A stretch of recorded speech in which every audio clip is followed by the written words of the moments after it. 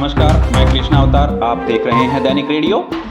Covishield के बाद अब भारत बायोटेक की कोरोना वैक्सीन के भी साइड इफेक्ट का दावा सामने आया है। यह बात इकोनॉमिक टाइम्स के साइंस जर्नल स्प्रिंग लिंक में पब्लिश हुई है एक रिसर्च के हवाले से लिखी गई है। रिसर्च के मुताबिक बनारस हिंदू यूनिवर्सिटी में हुई स्टडी में हिस्सा लेने वाले लगभग 1/3 लोगों में कोवैक्सीन के साइड इफेक्ट देखे गए हैं। बता दें कि कोवैक्सीन लेने वाले लोगों में सांस संबंधी इन्फेक्शन, ब्लड क्लोटिंग और स्किन से जुड़ी बीमारियां देखी गई हैं। शोधकर्ताओं ने पाया कि टीनेजर्स, खास तौर पर किशोरियों और किसी भी एलर्जी का सामना कर रहे लोगों को कोवैक्सीन से खतरा है। हालांकि कुछ दिन पहले ही कोवैक्सीन बनाने वाली कंपनी भारत बायोटेक ने कहा था कि उनकी बनाई हुई वैक्सीन सुरक्षित है और प्रधानमंत्री नरेंद्र मोदी ने भी वैक्सीन के 2 डोज लगवाए हैं। जानकारी के लिए बता दें कि स्टडी में वैक्सीन से होने वाली 3 समस्याओं का जिक्र किया गया है। स्टडी करने वाले शंख शुभ्रा चक्रवर्ती ने कहा, हमने उन लोगों का डेटा कलेक्ट किया है जिन्हें वैक्सीन लगे हुए 1 साल हो गया था।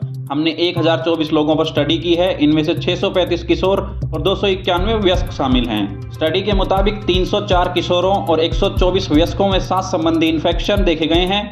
इनमें लोगों में सर्दी, खांसी जैसी समस्याएं देखी गई है। वहीं स्टडी में पाया गया कि स्टडी में हिस्सा लेने वाले टीनेजर्स में स्किन से जुड़ी समस्याएं, नर्वस सिस्टम से जुड़े डिसऑर्डर और जनरल डिसऑर्डर देखे गए हैं। दूसरी ओर वयस्कों में जनरल डिसऑर्डर, मांसपेशियों और हड्डियों से जुड़े डिसऑर्डर और नर्वस सिस्टम से जुड़े डिसऑर्डर देखे गए हैं।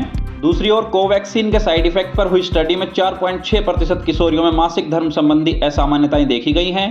प्रतिभागियों में आंखों से जुड़ी असामान्यताएं और हाइपोथायराइडिज्म भी देखा गया है। वहीं कुछ प्रतिभागियों में स्ट्रोक और कुछ प्रतिभागियों में गुलियन-बेरी सिंड्रोम की पहचान भी हुई है। जानकारी के लिए बता दें कि गुलियन-बेरी सिंड्रोम एक ऐसी बीमारी है जो लकवे की तरह ही शरीर के बड़े हिस्से को धीरे धीरे निशक्त करता है।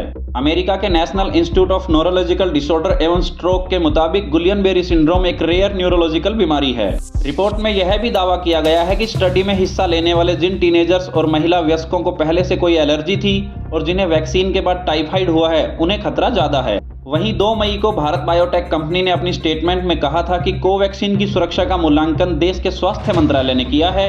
कोवैक्सीन बनाने से लगाने तक लगातार इसकी सेफ्टी मॉनिटरिंग की गई थी। कोवैक्सीन के ट्रायल से जुड़ी सभी स्टडीज और सेफ्टी फॉलोअप्स एक्टिविटीज से कोवैक्सीन के बेहतरीन सेफ्टी रिकॉर्ड सामने आए हैं।